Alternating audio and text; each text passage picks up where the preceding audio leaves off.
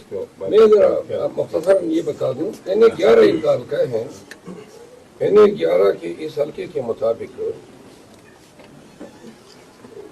جو انتخابی حلقہ N11 اس میں جو امیدواران ہیں اس میں امیر مقام کا ووٹ جو لکھا گیا ہے وہ 59,863 لکھا گیا. یہ فارم 47 ہے. اور سید فرین صاحب ہاں یہاں ان کا لکھا گیا ہے 54,311. یہ غلط ہے سر. فارم 45 ہمارے پاس میں یہ آپ سے بات کر رہا ہوں. یہ فارم 47 ہے. یہ وہ ہیں جس سے نتائج کو چینج کیا گیا. اب ہوا یہ کہ اتنا ہی کافی نہیں ہے. ان کے بچے کو سدید الرحمان نام ہے ان کا, اس کو اٹھایا گیا. ہمارے ایم پی اے کا جو کینڈیڈیٹ ہے وکیل ہے اس کو اٹھایا گیا اور ان پہ انتہائی تشدد کیا گیا.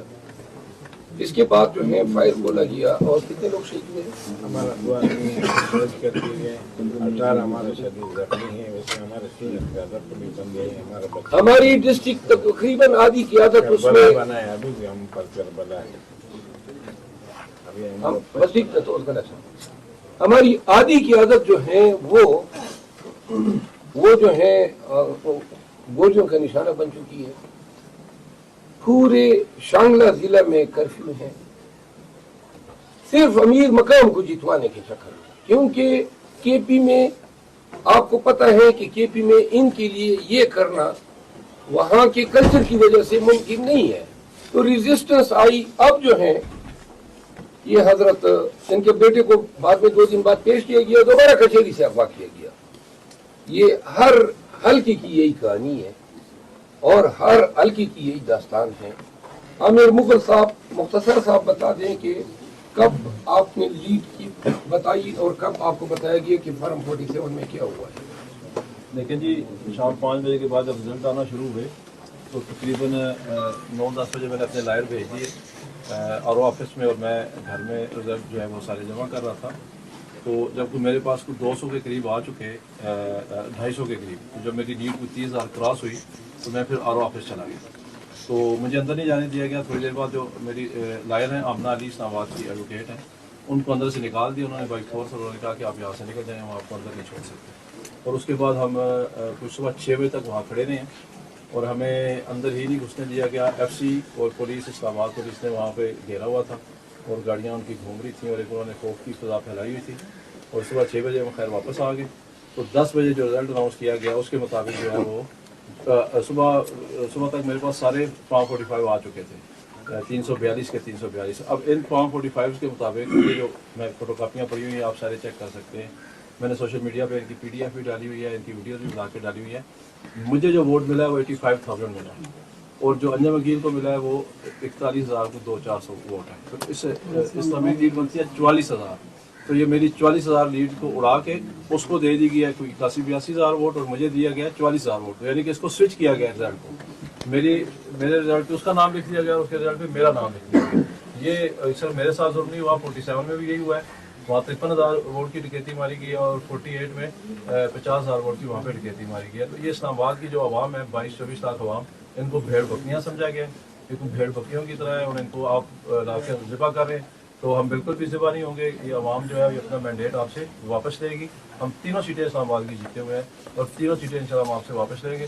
ابھی کرنٹ اسٹیٹس یہ ہے جس طرح آپ کو شرف بھائی نے بتایا, ہم آج ECP گئے تھے تو انہوں نے جو فارم 48 جاری کرتا ہے دوبارہ کنسلٹیشن کے بعد, اس سے اس کو روک دیا اور انہوں نے فی الحال اس کو رزلٹ کو کنسولیڈیٹ کرنے سے روک دیا. آج ہمیں اس پہ اسٹے ملی. اچھا میں آپ کو بتاتا چلوں کہ عدالتوں میں یہ فارم 45 کی بنیاد پہ فیصلے ضرور ہوں گے اور یہ کوئی ریورس ہوگا, کوئی مہینے بعد, کوئی 2 دن بعد, کوئی 6 ماہ بعد. اصل مقصد یہ ہے کہ حکومت سازی ان ذیلی کاغذات اور نتائج کی بنیاد پہ کر دی جائے تاکہ بعد میں جو بھی سکسیسفل ڈکلیئر ہو یا ان سیٹ ہوتا جائے گا تو تب تک یہ حکومت بنا بھی چکے ہوں گے اور اپنے آپ کو مستحکم بھی کر چکے ہوں گے. ہم نے, ہمارے چیئرمین صاحب نے یہ ایڈوائز کیا ہے امیدواران کو کہ آپ عدالت کریں. میری ذاتی رائے یہ تھی, پارٹی کی نہیں تھی, لیکن پارٹی میں میری یہ ذاتی رائے تھی کہ اس طریقے سے تو ہم इनको मौका दे रहे हैं कि मैंडेट आवाम का चोरी करें। 185 के मेंबरान नेशनल असेंबली जो पाकिस्तान तहरीक इंसाफ की मुंतखब हुए हैं, उनको आप सिर्फ नाम चेंज कर रहे हैं, यानी विनिंग के बजाय जो डिप्टी कैंडिडेट है उसको लीड दे रहे हैं। इस तरीके से जमहूरियत जो है वो मुकम्मल तौर पर डिरेल हो चुकी है। पाकिस्तान में कभी मार्शल लॉ के दौर में भी इस तरह का रवैया जो है इंसानों के साथ, अवाम के साथ अपनाया नहीं रखा गया। मेरी जाती राय ये है और थी कि हमने बहुत सहा। 9 मई के बाद 9 मई के ड्रामे के नाम पे हमें इन्होंने जुल्म जबर का शिकार बनाया, और अब ये वक्त है डू और डाई का। यानी कर क्या रहे हैं ये इस मुल्क के साथ, इस निजाम के साथ क्या कर रहे हैं, और कौन सा, जरा खामोश हो जाए यार, कैसे आप लोग हैं? इसके बाद ये क्या छोड़ रहे हैं? न जमहूरियत है, न अदालत है। पहले से ही ये सारा निजाम जो है कंडम हो चुका है। हम इस उम्मीद पे थे, और आपने हमारे पास वाहिद रास्ता यही छोड़ा कि हम अपने आप को अवाम के रहमो करम पे छोड़ें। अवाम ने अपना फैसला दे दिया, अब आप उस फैसले को भी छीन रहे हैं। इसका मतलब ये है कि आपने ताया किया हुआ है कि आप हमें दीवार के साथ लगा रहे हैं। सिर्फ नवाज शरीफ के लिए हम चीखते रहे कि एक नवाज शरीफ को लाने के लिए पूरा मुल्क जो है दाव पे लगाया गया है, पूरे मुल्क की तमाम अकदार को दाव पे लगाया गया है, कवानीन को तहस नहस किया जा रहा है।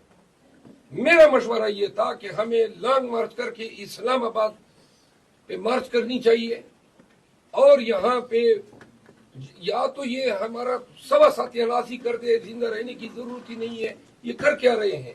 हमें यहाँ पे धरना देना चाहिए, सिटिंग, और सिटिंग तब तक हम उठें जब तक ये या हमें सरनगू न कर दें कि हम कहें बस जी हम फिर जो आप कह रहे हैं हम मान लें कि ठीक है, या फिर ये जो है कानून के तहत अपने आप को ला को सरेंडर कर दें। सब कुछ हमारे साथ जुल्म, बर्बरियत और जबर की इंतहा है, और अदालतों से तो हम मायूस हो ही चुके हैं। पूरे पाकिस्तानी कौम मायूस हो चुकी है। हमारे पास अब अदालतें रही नहीं है, अदालतों का ऑप्शन ही नहीं है कि अदालतों से हम तवक्को रखें कि वो कोई किया दर अदालतों का है, किया दर अदालतों का है कि जी ये इंतजामी अफसरान को आपका चैलेंज करना भी तमीन अदालत है। बेट के निशान के साथ लड़ना आपका हक नहीं है। और अब हम इनके पास जाएं, इनको पता था महज इंतखाबी निशान छीने जाने से जो पाकिस्तान तहरीक इंसाफ का वोट खराब हुआ है, ये बिंगन और बाजे और डोल के चक्कर में, उसकी तादाद 6 से 7 मिलियन तक है। तो लिहाजा इस प्रेस कॉन्फ्रेंस के जरिए हम तमाम अरबाब इख्तिदार को ये अपील करते हैं कि वोट के नाखुन लें।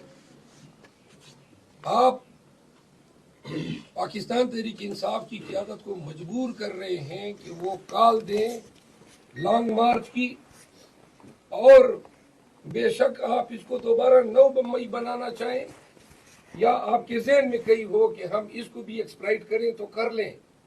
ऐसे सूरत-ए-हाल में जिंदा रहने से तो बेहतर है कि हम मर ही जाएं।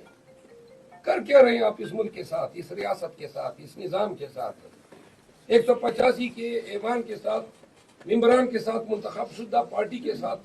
आप ये 50,000 की लीड और 1 लाख की लीड से जीता हुआ शख्स जो है वो 30,000 से हार रहा है, सिर्फ आपके जेली फॉर्म 47 पे। ये कौन कर रहे हैं?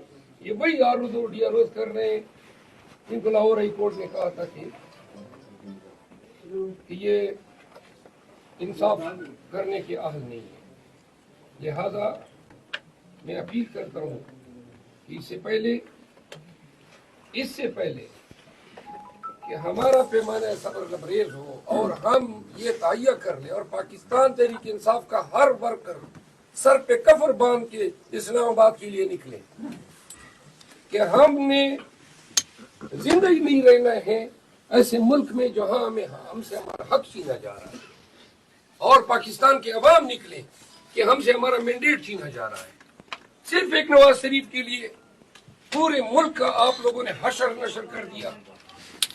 तो लिहाजा तस बस्ता अपील करते हैं, खुदा के लिए इस मुल्क की सालिमियत पे रहम करो, जमहूरियत पे रहम करें, कानून جو کتابوں میں لکھا ہوا ہے اس پہ رحم کریں، نہ کرو ایسا، نہ ہم آپ کو ایسا کرنا دیں گے۔ آپ کی خام خیالی ہے کہ یہ سارے جیلی طور پہ پاس شدہ لوگوں کے ذریعے آپ حکومت بنائیں گے۔ حکومت بھی ہم بنائیں گے، یہ ہمارا حق ہے کیونکہ عوام نے مینڈیٹ ہمیں دیا ہوا ہے۔ اور جو آپ نے چوری کیا ہوا ہے اس سے قبل کہ پاکستان تحریک انصاف جو ہے وہ اس حوالے سے سنجیدہ سوچ بچار کر کے ایک فائنل فیصلہ کرے۔